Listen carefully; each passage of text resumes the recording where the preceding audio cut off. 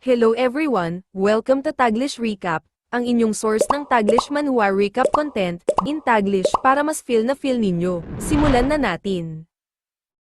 Bumalik si Chun Yong-si matapos suriin ang lugar kung saan inatake si Tian Yazi. Tinanong siya ni Mujin tungkol sa sitwasyon. Sinabi ni Chun Yong-si na pinag-aralan niya ito at ang marka ng espada sa katawan ni Tian Yazi ay kahawig ng kanilang sect technique. Tinanong ni Mujin kung may sino man mula sa kanilang sect ang bumaba ng bundok kamakailan. Sumagot si Chun Yong-si na may ilan ngang bumaba, pero wala sa kanila ang may kakayahang makalusot sa mga restriction ng Chanyo Pavilion gamit ang espada at sugatan si Tian Yazi. Naisip ni Mujin, posible kayang si Swordmaster Zhao Jinyo. Pero naalala niya na sa buhay na ito, hindi pa sumali ang Swordmaster sa Tai sect. Wala pa siyang cultivation at lagi lang siyang nasa Zhou residence. Nang maisip ni Mujin kung paano palaging dumidikit si Mulo Osho kay Zhao Jinyo, lalo siyang nagalit. Sinabi niya kay Chun Yong-si na tulungan siyang alisin ang isang tao. Nalito si Chun Yong-si at tinanong siya, sino ang gusto mong alisin? Kinagabihan, pumunta si Chun Yong-si sa Zhou residence na nakabihis parang isang assassin. Naisip niya, mas mabuti nang huwag gamitin ang sect technique para sa mga madilim na trabaho. Kumuha siya ng human-shaped paper dolls at sinabi, wala akong galit sa kanya, pero ngayong araw na ang huling araw niya. Inactivate niya ang kanyang spiritual energy sa mga paper dolls at ginamit ang kanyang ghost controlling art, 5 aggregates dark spirits, para gisingin ang ghost killers. Sinabi ni Chun Yong-si, lahat tayo may sariling kapalaran. Huwag mo akong sisihin, kaawa-awang prinsesa. Inutusan niya ang mga ghost na pumunta sa Zhou residence. Pumasok ang mga ghost sa Zhou residence. Sa kabilang banda, si Mulo Osho ay kasama si Wenji sa kanyang kwarto. Sinabi niya kay Wenji na magsulat ng liham. Samantala, sa kabilang bahagi ng bahay, naliligo si Zhao Jinyo. Biglang dumilat si Zhao Jinyo dahil naramdaman niyang may tao. Pagkatapos tapusin ang liham, tinanong ni Wenji si Mulo Osho, ito na ba ang lahat? Sumagot si Mulo Osho, oo, sapat na yan sa ngayon, at inutusan siyang ipunan agad ang mga ito. UNG lumingon para batiin si Mulo Washway, pero sobrang nagulat siya nang makita niyang isang ghost killer ang papatik kay Mulo Washway mula sa likod. Sumigaw si UNG, Spirit Lord, watch out! Lumingon si Mulo Washway para makita kung ano ang nasa likod niya. Ang kutsilyo ng ghost killer ay sobrang lapit na sa mga mata ni Mulo Wakshua, pero bago pa tumama ang kutsilyo, isang espada na may sword chi ang pumatay sa ghost killer. Nagulat si Mulo Waksho nang makita ito. Biglang umatake ang 4 pang ghost killers kay Mulo Oshoy, pero bago pa man makareact si Mulo Ashoy, pinatay na rin ng espada ang lahat ng mga killer. Nagulat si Mulo Ashoy habang iniisip kung sino ang sumagip sa kanya at kung paano kayang panatilihin ang napakalakas na sword chi mula sa isang maliit na butas. Sino kaya ito? Sa labas ng Zhou residence, naguguluhan si Chun Yong-si dahil bigla siyang nawalan ng koneksyon. Nakita ni Chun Yong-si ang maliwanag na liwanag mula sa Zhou residence. Ang liwanag na iyon ay ang espada. Inatake ang espada si Chun Yong-si, ngunit barely lang niyang naiwasan ito. Umatras si Chun Yong-si mula roon, takot matapos makita ang nakakakilabot na sword chi. Iniisip niya kung may isang ganitong kalakas na expert na nakatago sa Zhou residence. Isang ghost-like na bagay ang lumitaw sa harap ni Chun Yong-si, si Zhao Jinyo na suot ang kanyang war mask. Sinabi ni Zhao Jinyo kay Chun Yong-si na kahanga-hanga ang ginawa ni Ji Shinga sa pagpapakawalan ng mga ghost dito. Tinanong niya si Chun Yong-si kung may huling salita siya. Napagtanto ni Chun Yong-si na baka mahuli siya kaya alam niyang kailangan niyang tumakas. Umatras siya mula kay Zhao Jinyo, iniisip na sapat na ang layo para makatakas, pero agad na binawi ni Zhao Jinyo ang distansya. Nagulat si Chun Yong-si sa nangyari. Hinugot ni Zhao Jinyo ang espada niya at inatake si Chun Yong-si. Umatras muli si Chun Yong-si, ngunit muling umatake si Zhao Jinyo gamit ang espada. Sinabi ni Chun Yong-si, wait a moment. Pero hindi tumigil si Zhao Jinyo at patuloy na inatake si Chun Yong-si. Hindi niya matamaan si Chun Yong-si dahil sa barrier. Napagtanto ni Zhao Jinyo na si Chun Yong-si ay may protective treasure. Ito ay isang barrier bracelet na suot ni Chun Yong-si. Sinubukan ni Chun Yong-si makipag-usap kay Zhao Jinyo, Sinasabing, one should spare people where it is possible. Sinabi ni Jorginho na maaari silang mag-usap muna, ngunit bigla niya ulit inatake si Chun Yong-si. Pagkatapos, huminto si Jorginho at sinabi kay Chun Yong-si, mukhang isa kang hitman. Kung sasabihin mo sa akin kung sino ang nasa likod mo, titiyakin kung buo pa rin ang bangkay mo. Ginamit ni Jorginho ang kanyang sword controlling art, 8 points of sword domain, at maraming sword chi ang bomb alot kay Chun Yong-si. Napagtanto ni Chun Yong-si na sinusubukan siyang pigilan ni Jorginho. Isang sword formation ang lumitaw sa paligid ni Chun Yong-si at Jorginho. Sinabi ni Chun Yong-si kay Jorginho, nasa capital tayo. Kung ipagpapatuloy natin ang laban, darating ang mga Jigoo.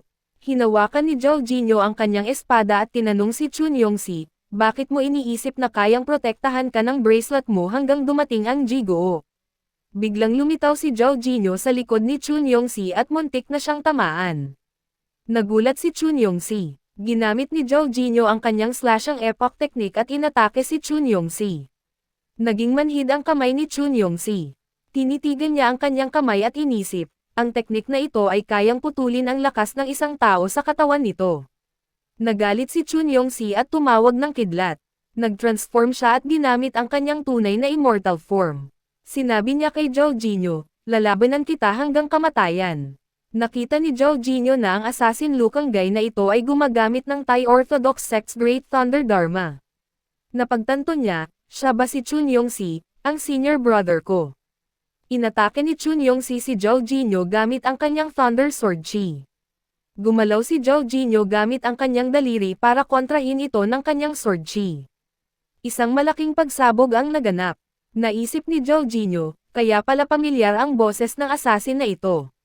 Naalala niya na sa kanyang past life, tanging si Chun Yong-si at siya lamang ang nakapag-aral ng Thunder Art Technique. Habang iniisip ni Jorginho, bakit narito ang senior brother ko? Wala siyang dahilan para kalabanan ang Zhao Clan.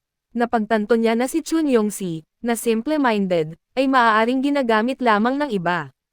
Naisip ni Jorginho kung ano ang dapat niyang gawin.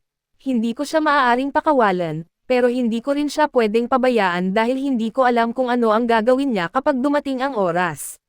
Naisip ni Jorginho na wala na siyang ibang pagpipilian. Ang tanging magagawa niya ay gawing katulad ng isang chaplain ang kanyang senior brother para makapagpahinga ito ng ilang buwan. Parehong iniisip ni Jorginho at Chun Yong-si na matatapos nila ang laban sa loob ng 15 rounds. Bigla na lang lumitaw si Bai Chuan at sinabi sa kanila, mukhang nag-e-enjoy kayo. Pwede ba akong sumali? Kasama niya si Eunuch Hai, na nagtanong, ang tapang nyo para maging ganito kapangahas sa kabisera. Ano bang tingin nyo sa Zhou Dynasty? Nagulat sina Jorginho at Chun Yong-si nang makita sila doon. Naisip ni Jorginho, kahit pa si Bai Chuan ito, sobrang bilis naman para makarating siya mula sa palasyo. Pero naalala niya na matagal na rin mula noong huling. Bumalik si Bai Chuan sa kabisera kasama ang Fifth Prince. Mukhang lumabas sila para maglakad-lakad, at marahil ang matandang eunuch ang kasama nila. Biglang pumasok sa isip ni Jorginho, kung nandito si Bai Chuan, ibig sabihin ba nito na nandito rin ang Fifth Prince? Nang makita niya ang Fifth Prince, naisip niya, may divine eye ang Fifth Prince. Bigla niyang inilunsad ang kanyang sword chi patungo sa Fifth Prince. Parehong lumingon sina Bai Chuan at Eunuch Hai upang protektahan ang Fifth Prince. Galit na sinabi ni Bai Chuan, paano kayo nagkaroon ng lakas ng loob na atakihin si Jirowan? Ngunit walang tao sa himpapawid. Si Chun Yong-si ay umalis sakay ng kanyang espiritual na halimaw, iniisip, napakaraming nakatagong eksperto sa kabisera. Halos mahuli na ako. Biglang may lumipad na palaso at tumama sa dibdib ni Chun Yong-si. Ang nagpakawala ng palasong iyon ay si Mulo Osho. Sinabi niya, dapat maubos ang mga kaaway. Pagod na si Mulo Osho dahil nahihirapan pa rin siyang gamitin ang Sunbow. Naisip niya, sino kaya sa Zhao Clan ang tumulong sa akin ngayon? Wala akong ideya na ang asawa ko ay nagtatago ng isang light immortal expert. Nag-aalala si Mulo Osho. Iniisip kung sino ang posibleng gustong pumatay sa kanya. Tinanong siya ni Wenji, ayos ka lang ba? Naisip ni Mulo Osho, Imperial family ba ito? Ang Witch Clan? O baka may hindi ko sinasadyang na-offend na light immortal? Ginawa ni Mulo Osho ang ekspresyon ng isang kontrabida at sinabi, hindi mahalaga. Kahit hindi napatay ng Sunbo ang assassin, naitatak na ang marka. Kung maglakas loob siyang bumalik, gagawin niya ang lahat sa abot ng kanyang makakaya para patayin ito. Sinabi niya kay Anji na dalhan siya ng papel at brush dahil nais niyang i-refine ang ilang magic treasure. Iniutos niya kay Anji na sabihin kay Yue Shin na tulungan siyang maghanap ng mga materyales. Nakaupo si Mulo Osho sa upuan habang nakatungo ang ulo. Sinabi niya na kahit magkaiba ang mga bagay sa buhay niya ngayon kumpara sa nakaraan, paano niya may lalagay sa panganib ang kanyang asawa dahil sa kanya. Kahit nasa kritikal siyang sitwasyon, nag-aalala pa rin siya para kay Zhao Jinyo. Habang nasa silid si Mujen, narinig niyang bumukas ang pinto. Napagtanto niya na si Chun Yong-si iyon. Tinanong niya kung paano ang nangyari. Ngunit laking gulat niya nang makitang seryosong sugatan si Chun Yong-si. Tinanong niya kung paano siya nagkaroon ng ganoong kalalaking sugat. Sinabi ni Chun Yong-si na naging pabaya siya sa pagkakataong ito. Nang maalala ni Chun Yong-si ang nangyari sa kanya, napagtanto niya na masyado na siyang matagal na natili sa bundok. Wala siyang ideya na may ganitong kalibre ng eksperto sa mundo. Tinanong ni Mujen kung kailangan niyang bumalik sa Tai Isaac para humingi ng tulong na magpagaling sa kanya.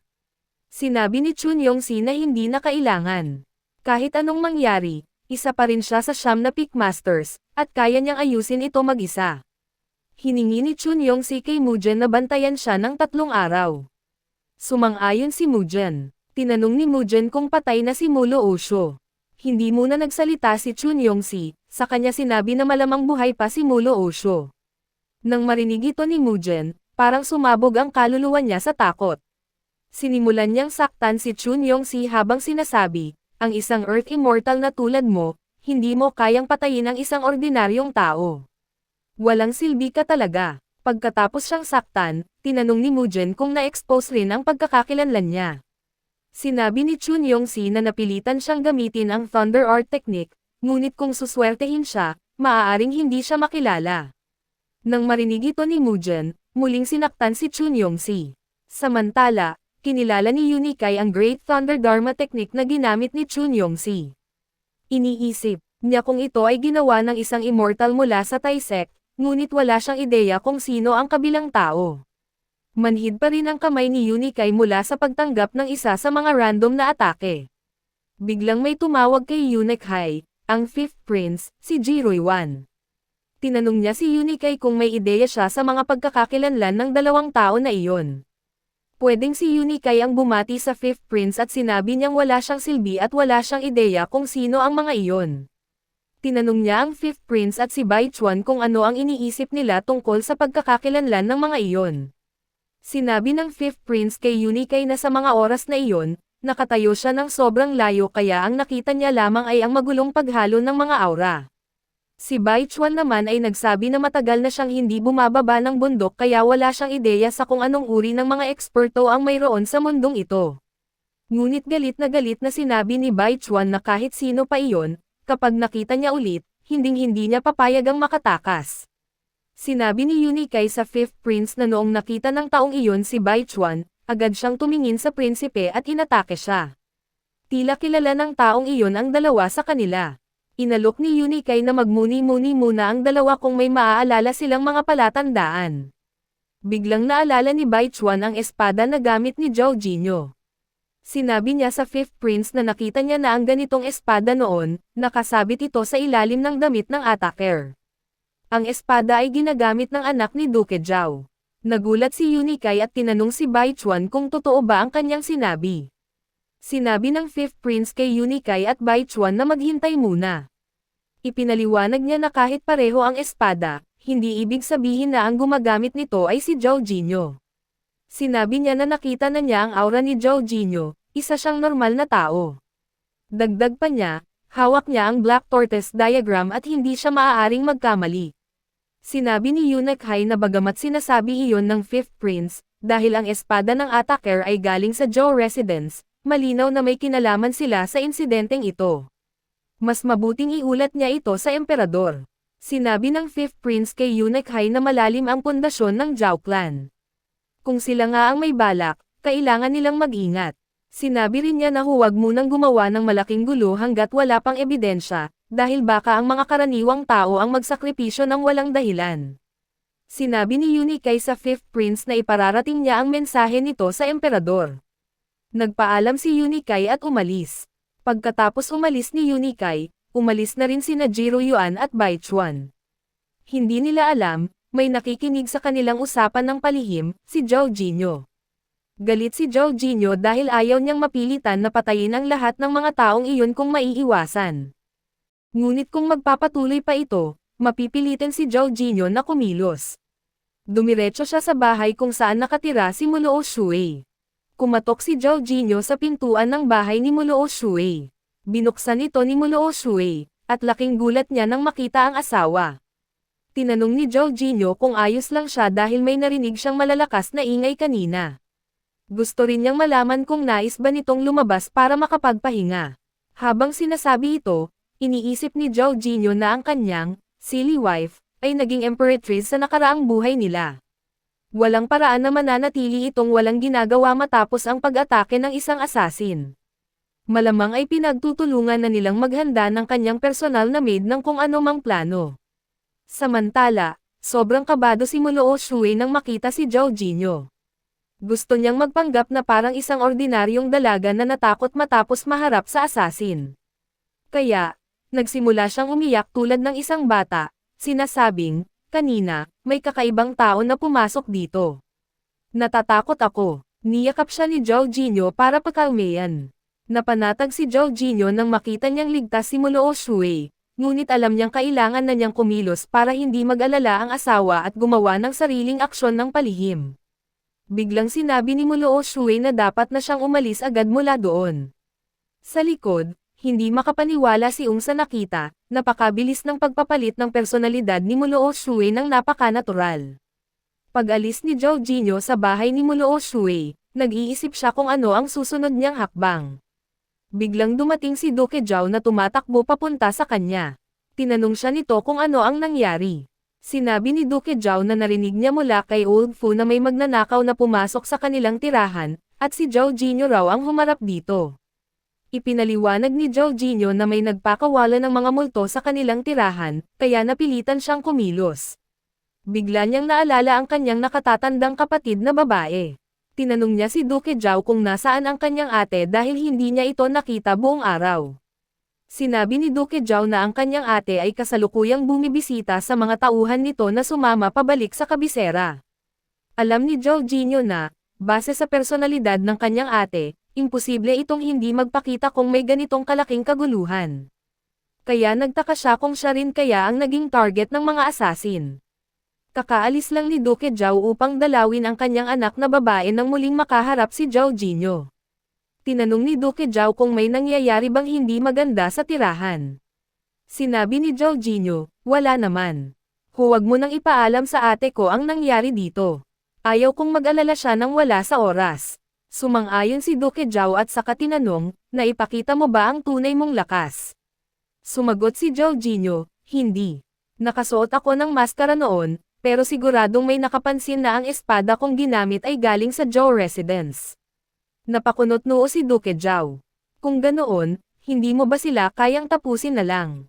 Napailing si Zhao Jinyo. Kung ganoon lang kadali, matagal ko nang ginawa. Pero ang nakapansin ay si Bai Chuan. Nagulat si Duke Zhao. Si Bai Chuan. Tumanggaw si Zhao Jinyo. Oo, pero dahil wala silang direktang ebidensya, maaari nating sabihing ninakaw lang ang espada. Gayunpaman, pinutol ni Duke Zhao ang sagot niya. Akala mo ba madali nating malilin lang ang Emperor? Kung nais niyang magparusa, hindi na niya kailangan ng mabigat na dahilan. Biglang dumating ang tagapamahala ng bahay, humahanggos papunta kay Duke Zhao. Duke, dumating po si Eunuch Lee mula sa palasyo. Nagkatinginan sina Duke Zhao at Zhao Jinyo. Parehong nagulat, tinawag sila ni Eunuch Lee, Duke Zhao, Young Master Zhao, may utos ang kanyang kamahalan. Dahil malapit nang magbukas ang Hidden Summit Peak, iniimbitahan ang mga mandirigma mula sa iba't ibang dako ng mundo sa bangkwat bukas. Kayo at ang inyong anak ay nais niyang dumalo. Samantala, sa Heavenly Pure Palace, umiinom ng tsaa ang Emperor.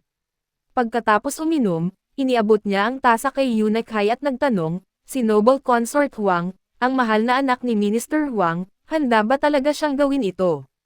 Nagbigay galang si Minister Huang at sinabing, isang pagpapala para sa aking anak na maging kapaki-pakinabang sa inyong kamahalan. Bukod pa rito, mas kampante ako na mismo ang gumawa nito kaysa ipaubaya sa iba. Ngumiti ang Emperor sa sagot ni Minister Huang.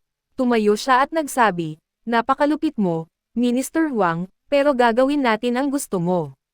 Gusto ko ring makita bukas sa banquet kung pipiliin ba ni Duke Zhao na iligtas ang kanyang masamang anak o ang eksperto na kayang talunin ang isang Earth Immortal. Maraming taon na ang nakalipas, si Ji Ruyuan ay nagtuturo kay Ji Chang, ang anak ng kasalukuyang Emperor. Sa bawat tanong na ibinato ni Ji Ruyuan, mabilis at walang alinlangan itong sinasagot ni Ji Chang.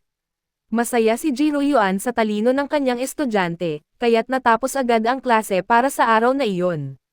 Tumayo si Ji Chang, nagbigay galang, at naghanda ng umalis. Ngunit pinigilan siya ni Ji Ruyuan. Sandali lamang, Ji Chang. Mayroon pa akong isang huling tanong, sabi ni Ji Ruyuan. Lumapit si Ji Chang pabalik at mahinahong sumagot, ano po iyon, guro? Nagseryoso ang mukha ni Ji Ruyuan at tinanong, kung sakaling dumating ang araw na kailangan mong pumili sa pagitan ng iyong tungkulin bilang isang prinsipe at ng iyong damdamin bilang isang tao, alin ang pipiliin mo? Napatigil si Ji Chang, tila nag-isip ng malalim. Matapos ang ilang sandali, ngumiti siya ng bahagya at sinabing, guro, ang isang prinsipe ay dapat walang sariling damdamin. Ang tungkulin ang laging nauuna. Tumanggaw si Ji Ruyuan, ngunit may lungkot sa kanyang mga mata. Tama ang sagot mo, ngunit sana'y huwag kang dumating sa puntong iyon. Samantala, sa Zhou Residence, naglalakad si Housekeeper Old Fu nang bigla siyang madapa. Natatawang napailing si Zhou Jinyo habang iniisip, imposible. Hindi si Old Fu ang eksperto. Overthinking lang talaga ako.